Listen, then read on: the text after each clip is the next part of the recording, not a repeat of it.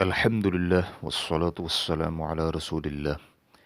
اسلام میں کبوتر کسی خاص معنی کا رمز ہے؟ سوال کیا گیا ہے۔ دین نصرانی میں کبوتر امن اور سلامتی کی علامت ہے۔ یہی نہیں بلکہ وہ بنفسی ہی مقدس ہے۔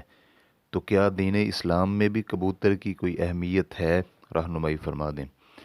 الجواب بعون الوہاب۔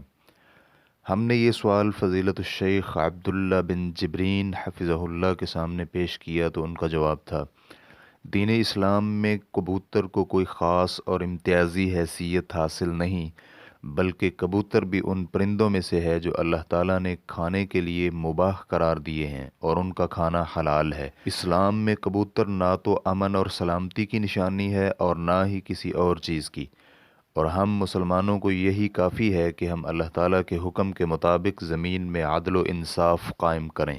واللہ تعالی اعلم۔